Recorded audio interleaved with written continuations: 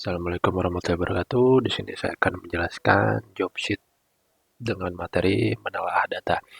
Yang pertama ada analisis tipe dan relasi data. Di sini saya mendapatkan data library atau perpustakaan. Untuk jumlah tabelnya ada 7 tabel, diantaranya ada author, book, book stock, borrowing, finds, member, sama staff.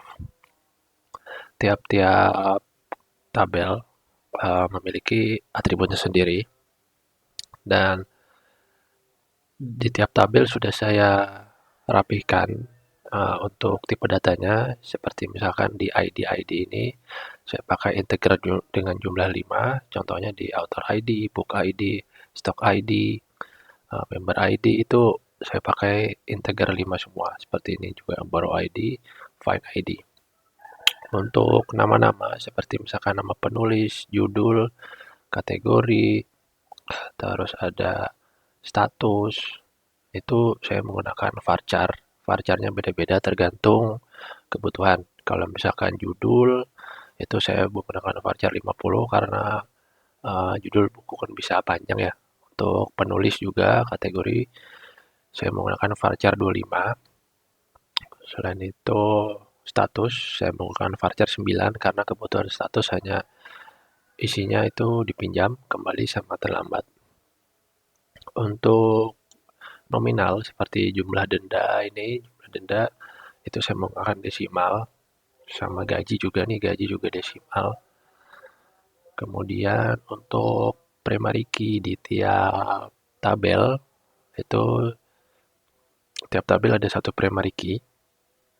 Seperti misalkan di author ini ada penulis, di book itu ada book ID karena yang unik yang membedakan sebagai pembeda di tabel tersebut. Terus di book stock ada stock ID, di borrowing ada nomor,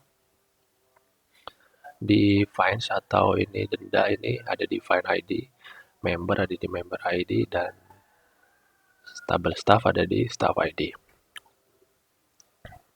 Jadi primary key ini fungsinya untuk sebagai pembeda ya yang unik, sama untuk penghubung dari foreign key dari tabel lain. Jadi misalkan seperti ini di relasi, kita lanjut ke relasi seperti ini. Antara tabel book dengan tabel book stock itu ada sama-sama atribut book ID.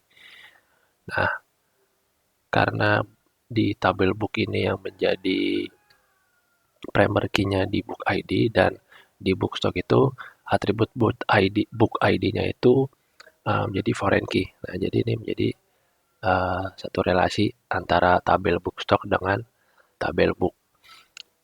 Sama halnya dengan tabel author dengan tabel book. Di tabel author itu yang menjadi primary key-nya itu kan penulis, sementara di tabel book yang menjadi foreign key-nya itu penulis juga. Jadi hubungan antara ada relasi antara tabel book dengan tabel author ini. Sama seperti tabel-tabel lain, uh, dari book ke borrowing itu ada book ID, dari borrowing ke member itu ada member ID, dari borrowing ke finds itu ada borrow ID. Nah, ada satu tabel yang tidak saya gunakan yaitu staff, karena di sini isi atributnya beda sendiri, jadi nggak ada yang saya hubungkan, saya relasikan ke tabel-tabel lain seperti itu.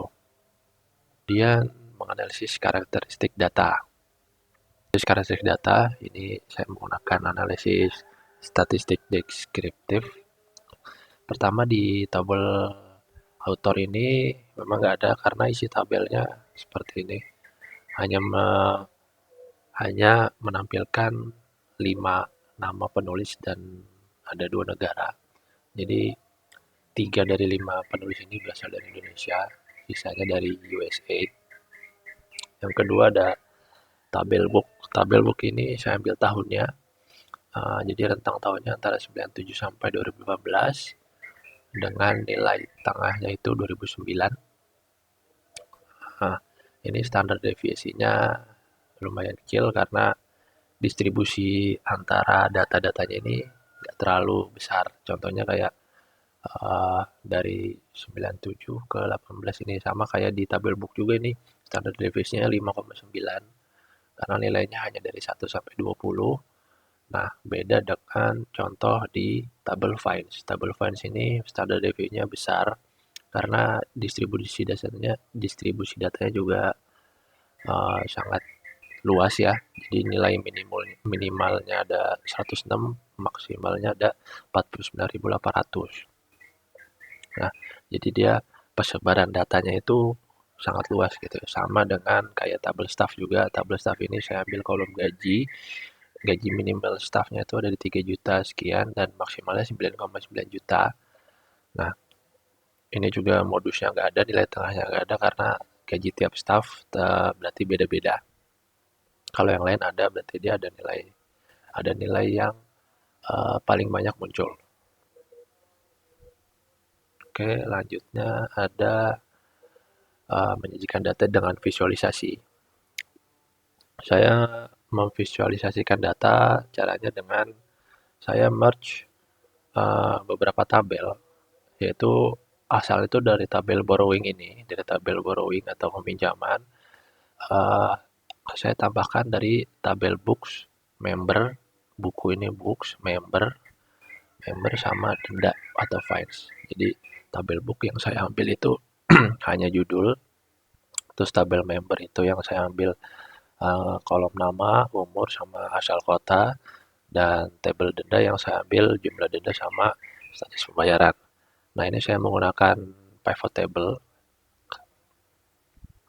Saya menggunakan pivot table untuk melihat popularitas buku, komposisi status peminjaman, tren peminjaman, dan lain-lain. Oke, kita bahas. Untuk bar chartnya sendiri, saya memvisualisasikan untuk popularitas buku yang dipinjam sama jumlah member berdasarkan asal kota. Dari hasil visualisasi ini dapat kita simpulkan buku yang paling populer dipinjam itu yaitu Atomic Habits. Buku ini kan buku tentang self development gitu ya. Jadi diikuti dengan buku-buku novel fiksi seperti Bumi, Laskar Pelangi, sama Negeri Lima Menara. Terus untuk jumlah member berdasarkan asal kotanya ini ternyata member yang paling banyak itu berasal dari Surabaya. Jadi walaupun Jakarta ini kota besar, terbesar di Indonesia, cuma untuk member dari perpustakaan ini yang paling banyak ternyata dari Surabaya. Oke, selanjutnya pie chart. Pie chart ini saya gunakan untuk memvisualisasikan distribusi status peminjaman. Jadi ada dipinjam, kembali, dan terlambat. Ini warnanya juga saya sesuaikan. Untuk yang terlambat saya warnain merah karena biar ada seperti warning gitu ya.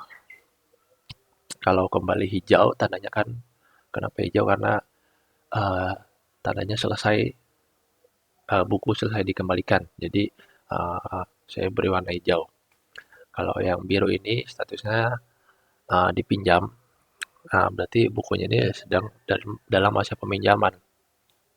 Nah, uh, dari semua buku yang ada ternyata uh, banyak buku yang dipinjam. Sebenarnya distribusinya ini hampir setara ya, karena dikit-dikit selisihnya. Cuma untuk yang terlambatnya juga banyak ini, banyak yang terlambat. Ini jadi perhatian juga.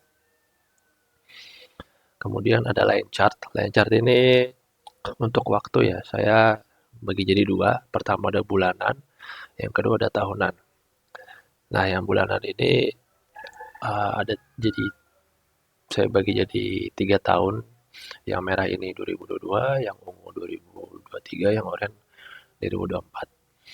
Untuk taraf pinjaman bulanannya ini setiap tahun juga naik turun ya. Jadi nggak nggak selalu naik, nggak selalu turun. Jadi naik turun, uh, polanya naik turun. Gitu. Kemudian nah kalau secara tahunan bisa kelihatan nih kalau tren peminjamannya menurun. Jadi dari 2022 ke 2024 nih terlihat tren menurun. Gitu. Kemudian Instagram ini saya gunakan untuk melihat demografi umur member dan durasi pinjaman. Untuk demografi umur member bisa kita lihat, uh, untuk demografi umur member saya bagi menjadi 5 kategori umur, dari umur 12 ke 22, 22 ke 32, 32 ke 42, 42, 52, 52, 62. Di sini demografi umur yang paling banyak itu ada di umur 22 dengan sampai 32. Berarti di sini sekitar kurang lebihnya itu mahasiswa yang baru lulus atau masih mahasiswa juga ada, dewasa awal, terus orang-orang yang baru kerja. Terus untuk rentang durasi peminjamannya ini mayoritas membernya meminjam di jangka waktu yang pendek, yaitu antara 3 sampai 6 hari gitu. Nah, kemudian tujuan analisisnya itu mengetahui demografi umur member guna menentukan kategori buku apa yang harus ditambah, terus mengetahui tren peminjaman buku di tiap bulan dan tahun, mengetahui kategori buku yang paling banyak dipinjam, dan melihat sebaran status buku dipinjam, kembali dan terlambat dikembalikan. Data dan metode dataset. Datasetnya yaitu yang tadi yang sudah saya jelaskan, terdiri 7 tabel. Metodenya pakai metode statistik deskriptif, yaitu min, median, modus, minimum maksimum, dan standar deviasi. Terus visualisasi datanya juga uh, menggunakan pie chart, bar chart, dan line chart. Oke, kemudian lanjut ke kesimpulan dan rekomendasi. Kesimpulannya itu buku Atomic Habits menjadi buku yang paling banyak dipinjam. Buku ini termasuk dalam kategori self-development karena kaitannya dengan mayoritas member yang berada di rentang umur 22 sampai 32 tahun itu berada di tahap dewasa awal. Dia bisa bisa jadi mahasiswa atau yang baru lulus, atau yang sedang mencari jati diri, atau yang sedang membawa wawasan baru atau membangun karir. Terus untuk grafik tren tahunannya, dia terlihat menurun jumlah peminjamannya drastis juga di tahun 2024. Untuk durasi peminjamannya, mayoritas member meminjam buku dalam durasi yang singkat, yaitu 3 sampai 6 hari, jadi nggak sampai seminggu. Semakin lama durasinya, jumlah peminjam semakin sedikit. Kemudian masalah kedisiplinan nih yang jadi perhatian. Jadi hampir sepertiga dari total pinjaman ini tidak dikembalikan tepat waktu.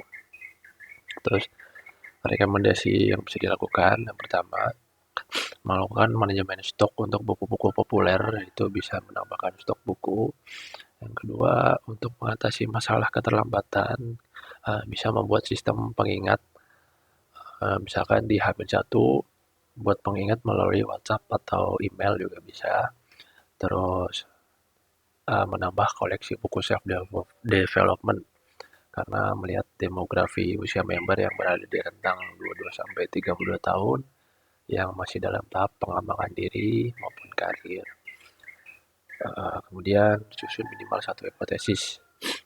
Walaupun Jakarta menjadi kota terbesar di Indonesia, tetapi jumlah member terbanyak berasal dari kota Surabaya. Terima kasih. Break.